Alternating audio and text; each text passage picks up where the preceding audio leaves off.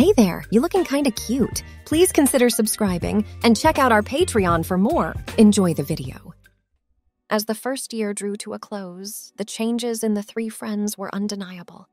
Jamie, once so unsure, now moved through the world with the serene confidence of a woman comfortable in her own skin. Linda had blossomed into a glamorous beauty, her artistic eye evident in every perfectly coordinated ensemble and expertly applied face. And Robin, through sheer grit and determination, had molded her body into a closer approximation of her feminine ideal, her inner beauty shining through the cracks in her armor. As the second year at Martha's Feminization Academy dawned, Jamie, Linda, and Robin stepped forward into a new chapter of their journey, eager to embrace the challenges and triumphs that awaited them. The foundation of their transformations had been laid, but there was still much work to be done in perfecting their feminine selves. The physical changes continued apace as the girls diligently applied themselves to their lessons and treatments. For Jamie, this meant a renewed focus on her figure, a never-ending quest for the perfect hourglass silhouette. She threw herself into her corset training with a fervor bordering on obsession, lacing herself tighter each day, relishing the bite of the boning against her skin. "No pain, no gain," she would whisper to her reflection as she cinched her waist another fraction of an inch. Under the strict compression, Jamie's waist dwindled to a tiny circumference, her ribs and hips accentuated in dramatic contrast. She took to wearing her corset nearly constantly, even sleeping in a special night version to maintain the shape. The constriction became a strange comfort, a constant reminder of her femininity. Her wardrobe evolved to showcase her newly perfected proportions. She favored clingy knit dresses that hugged every curve, high-waisted skirts that flared over her hips, and always a belt or sash to emphasize her minuscule middle. Jamie's walk became a hypnotic sway, her hips rolling with each step, an invitation and a challenge. Linda, ever the aesthete, focused her efforts on the finer details of feminine presentation. She threw herself into advanced classes on makeup artistry, learning the secrets of contouring, cut creases, and complex color gradients. Hours were spent at her vanity, perfecting the tilt of her cat eyeliner, blending eyeshadows into seamless ombres, concocting the perfect shade of red lipstick to flatter her complexion.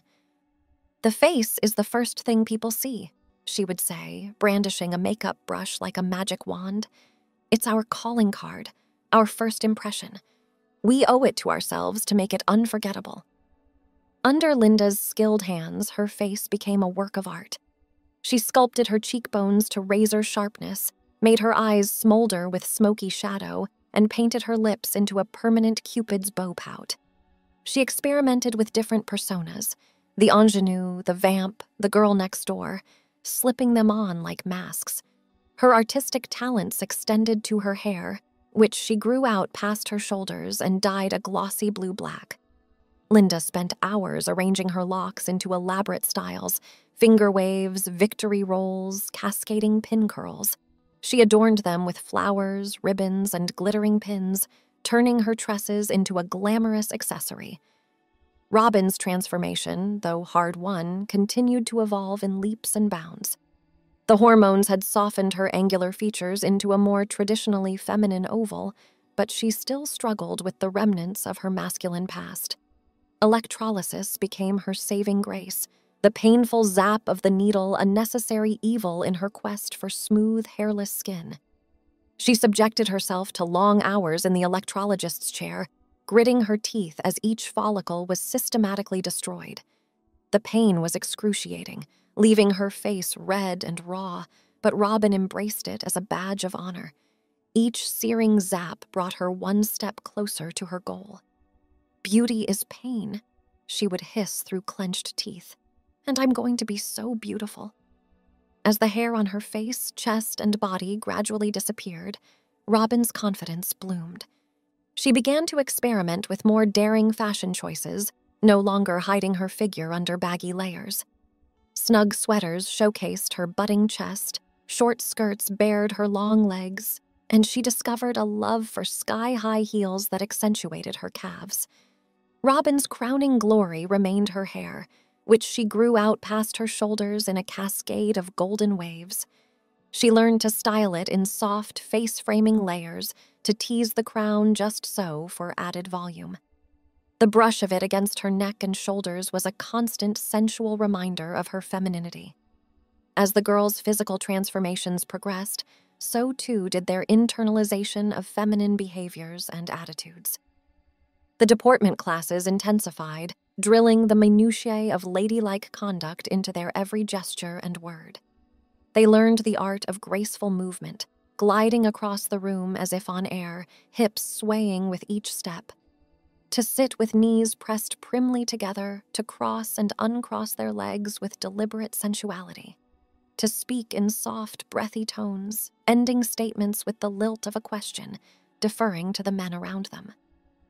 "Remember, girls," Madame Claudette would say, tapping her pointer for emphasis, "men are the strong, silent types. It's our job to draw them out, to make them feel powerful and important. Hang on their every word, laugh at their jokes, make them feel like the center of the universe." The girls took these lessons to heart, practicing on each other in giggly late-night gab sessions. They would lounge on each other's beds, painting their nails and gossiping about the boys at the neighboring academy. They perfected the art of the coy glance, the flirtatious hair flip, the delicate touch on the arm that promised more. Role-playing became a favorite pastime, each girl taking turns as the suave leading man and the swooning damsel. They would act out elaborate courtship scenarios, practicing their lines and perfecting their timing. Jamie, in particular, had a flair for the dramatic, striking poses straight out of a silver screen romance. "Oh, darling," she would sigh, collapsing onto the bed in a swoon. "You've simply stolen my heart away. However shall I go on?" Linda and Robin would dissolve into giggles, applauding Jamie's theatrics. These light-hearted moments cemented their bond, a welcome respite from the intensity of their training. But it wasn't all play acting and dress-up. The second year brought with it a new focus on the practical arts of womanhood, the skills that would serve them in their future lives as wives and homemakers. Cooking classes became a crucial component of their education as the girls learned to navigate the kitchen with grace and efficiency. They donned frilly aprons and studied the delicate art of baking, turning out trays of perfect petit fours and delicate tea cakes. Savory dishes were tackled with equal fervor as they mastered the timing of a perfect roast chicken and the seasoning of a delicate consommé. "The way to a man's heart is through his stomach," Chef Eloise would say, waving a wooden spoon for emphasis. "A well-fed husband is a happy husband, and a happy husband means a happy home." Robin took to the culinary arts with gusto, finding a strange satisfaction in the precise measuring and timing required for baking. She spent long hours in the kitchen, perfecting her pie crust and experimenting with flavors. The act of nourishing others tapped into a deep well of feminine instinct, a desire to comfort and provide. Homemaking skills were equally emphasized as the girls learned the arts of cleaning, sewing, and household management. They practiced folding fitted sheets into crisp rectangles, ironing shirts to wrinkle-free perfection, and arranging flowers into artful centerpieces. Needlework became a constant pastime as they embroidered delicate monograms onto handkerchiefs and stitched tiny rosettes onto their lingerie. "A woman's touch is what turns a house into a home," Martha would say, surveying their handiwork with a critical eye. "It's the little details that make all the difference. A perfectly placed doily, a vase of fresh flowers, a hand-sewn cushion. These are the things that show your husband how much you care." As the months passed, the girls' lives became a whirlwind of lessons and activities, each day packed from sunrise to sunset. They rose early to primp and preen, spending long hours at their vanities perfecting their hair and makeup. Breakfast was a dainty affair of fresh fruit, yogurt, and delicate pastries served on fine china with silver cutlery. Morning classes focused on academics, literature, history, etiquette, all taught through the lens of feminine grace. They learned to recite poetry with breathy cadence, to pour tea with effortless elegance, to laugh demurely behind gloved hands. Afternoons were devoted to practical skills, cooking, sewing, flower arranging, each task approached with meticulous attention to detail. Evenings brought a welcome respite in the form of social activities. The girls attended formal dinners and cocktail parties, putting their newly acquired graces to the test. They mingled with the boys from the neighboring academy, flirting demurely and hanging on their every word. Dancing was a particular highlight as they glided across the floor in their gowns and heels, relishing the feel of strong arms guiding them through the steps. One day during their second year, the students were asked to give persuasive speeches as part of their rhetoric lessons. Robin stood before the class in a sleeveless royal blue sheath dress that hugged her newly curvaceous figure. She had chosen to speak on the importance of inner beauty and self-acceptance. As she began, her voice was soft and breathy, but gained strength as she spoke from the heart. "True femininity isn't about what you look like on the outside," Robin said, her blue eyes sparkling with emotion. "It's about the grace, compassion, and strength you carry within. It's taken me so long to understand that, to finally love myself. This journey we're all on, it's not just about becoming women, but becoming our best selves." Robin's heartfelt words moved many of her classmates to tears. The once awkward, uncertain girl now radiated a quiet confidence and inner beauty that was undeniable. Martha discreetly dabbed at her own misty eyes, profoundly touched by Robin's transformation. As the second year progressed, the girls threw themselves into their studies with intensity, knowing that their gender confirmation surgeries loomed on the horizon. They had weekly check-ins with the campus psychiatrist to ensure they were mentally prepared for this irreversible step. In one-on-one sessions, each girl grappled with the magnitude of the impending change. "I've dreamed of being a complete woman for as long as I can remember," Jamie confided to the psychiatrist, nervously twisting a lock of auburn hair around her finger. "But now that it's almost here, I'm terrified. What if I wake up with regrets? What if I can't handle the pain?" The psychiatrist, a serene woman in her 50s, smiled reassuringly. "It's perfectly normal to have fears and doubts, Jamie. This is a monumental, life-altering decision, but from what I've observed, you've consistently demonstrated a deep-seated, unwavering desire to live as a woman. I believe you have the strength and self-knowledge to take this step." Tears of relief trickled down Jamie's powdered cheeks. With the psychiatrist's support, she felt a renewed sense of purpose and determination. Meanwhile, Linda was facing a different struggle, coming to terms with her sexuality as her body feminized.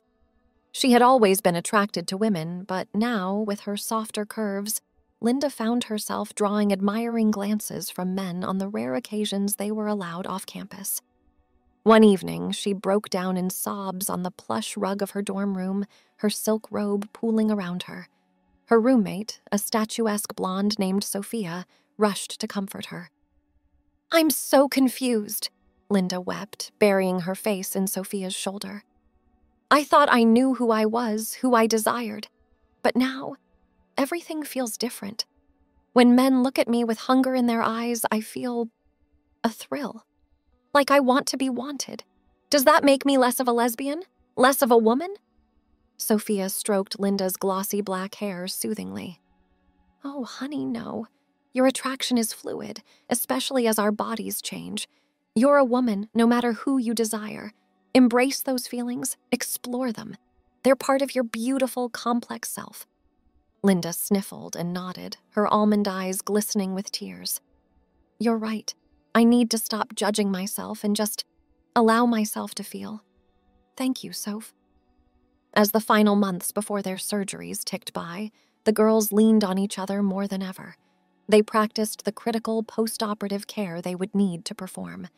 The realization that they would soon have fully functional female genitalia was both exhilarating and daunting. "I can't believe we're actually doing this," Robin marveled as she carefully sterilized a set of dilators according to the textbook instructions. "In just a few months, we'll be complete biological women. No one will ever be able to tell we weren't born this way." Jamie nodded, her green eyes wide with anticipation. "I know. It's like a dream come true. We've worked so incredibly hard for this. The pain, the sacrifices, it will all be worth it." Linda chimed in. "Can you imagine? Waking up with a female private area? It's mind-boggling." The three friends fell silent, each lost in visions of their new lives post-surgery. The gravity of what they were about to undertake hung in the air, a potent mix of fear and exhilaration. Finally, the long-awaited day arrived. The girls were prepped for surgery with a flurry of activity: blood tests, IV lines, final consultations with their surgeons. Dressed in crisp hospital gowns, they huddled together in a pre-op room, holding hands in a circle. "This is it, ladies," Jamie said, her voice trembling with emotion. "The first day of the rest of our lives. I love you both so much. I couldn't have done this without you. We're sisters, now and forever," Linda vowed, squeezing Jamie's hand tightly. Robin nodded fiercely, blinking back tears. "No matter what happens, we'll always have each other. We've got this." One by one, the girls were wheeled away to the operating room. Jamie went first, flashing a brave smile as she disappeared behind the swinging doors. Linda followed, blowing a kiss to Robin as she was rolled away. Robin was last, her heart hammering as the anesthesiologist placed a clear plastic mask over her mouth and nose. As the sedative took hold, dragging her under, Robin's last thought was a silent prayer. "Please let us wake up safely. Please let our dreams come true. Please." Hours later, the girls emerged from surgery groggy and sore, but triumphant. Swathed in ice packs and bandages, they were wheeled to a private recovery room to sleep off the anesthesia. Martha was there waiting, her lined face etched with a mixture of worry and joy. As each girl surfaced from the fog of medication, blinking up at the white ceiling tiles, Martha leaned close to whisper in their ears. "Welcome to your new life, darling. You've been so brave, so strong. I'm in awe of you." Tears streaked the girls' faces as they absorbed the magnitude of what had just occurred. They were women, wholly and completely. The most intimate, fundamental part of their anatomy had been transformed to match their true selves. It was a miracle, a rebirth. In the days that followed, the girls began the arduous process of recovery. They winced through painful first dilations, marveling at their new canals. They hobbled through the halls in plush robes, leaning on each other for support. They wept with relief and celebrated each milestone. The first shower, the first solid meal, the first glimpse of their bruised but beautiful new bottom area. Through it all, Martha was a constant presence, offering comfort, guidance, and unwavering support. She knew the physical and emotional toll this process took, and she was determined to see her girls through to the other side. As the weeks passed, the girls grew stronger, more confident in their new bodies. They dutifully dilated 4 times a day, gradually increasing the size of the dilators to ensure a comfortable depth and width. They learned to care for their delicate new anatomy. They felt a new sisterhood blossoming, an unbreakable bond forged through the crucible of this profound transformation. As their final months at the academy drew to a close, the girls threw themselves into preparations for their new lives. They pored over fashion magazines, experimenting with daring new styles now that they had the figures to pull them off. They honed their makeup skills, perfecting the art of a sultry, smoky eye and a bold red lip. They spent hours in front of the mirror, rehearsing their feminine voices and mannerisms until they were second nature. And through it all, they leaned on each other, sharing dreams and fears about the future. They knew that the world beyond the academy walls might not always be kind to women like them. They had heard the horror stories of discrimination, harassment, even violence. But they also knew they had the strength to face whatever challenges lay ahead, bolstered by the unshakable foundation of their sisterhood. On the day of their graduation from Martha's academy, the girls stood tall and proud in their cap and gowns, their heels sinking into the plush grass of the campus lawn. Martha addressed the small, intimate gathering of teachers and staff, her voice wavering with emotion. "Jamie, Linda, Robin, you have been a joy and an inspiration to teach," she began, her eyes glistening with tears. You have faced challenges that would break most people, and you have emerged stronger, wiser, and more beautiful than ever. You are a testament to the power of resilience, the triumph of the human spirit. She turned to face each girl in turn, pressing a small velvet box into their hands. In this box, you will find a golden key. This key symbolizes the door to your new life, a life of authenticity, of joy, of limitless possibility. You, my darlings, hold the power to unlock that door. Never forget how far you've come, how much you've overcome.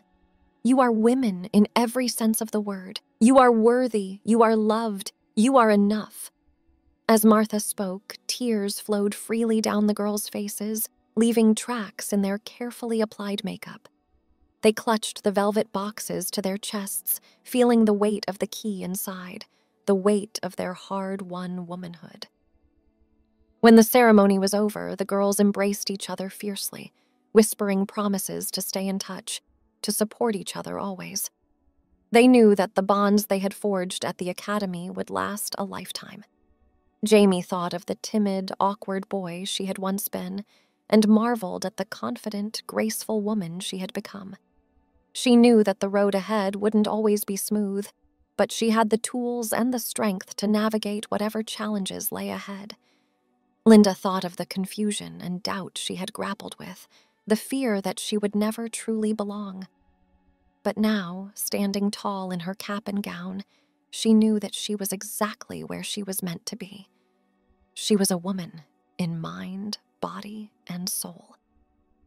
Robin thought of the incredible physical and emotional transformation she had undergone, the sheer grit and determination it had taken to mold her muscular frame into the soft, feminine curves she now possessed. She knew that her journey was far from over, that there would be obstacles and setbacks ahead, but she also knew that she had the resilience and the courage to face them head-on. As the girls walked out of the academy gates, diplomas in hand, they paused to look back at the place that had been their home, their cocoon for the past 2 years. The place where they had shed their old skins and emerged as the women they were always meant to be. On behalf of everyone at Martha's Feminization Academy School, we welcome you to womanhood. Have a safe and prosperous life. Goodbye. Thanks for watching. Be sure to check out Patreon for a lot more content and early access to YouTube videos.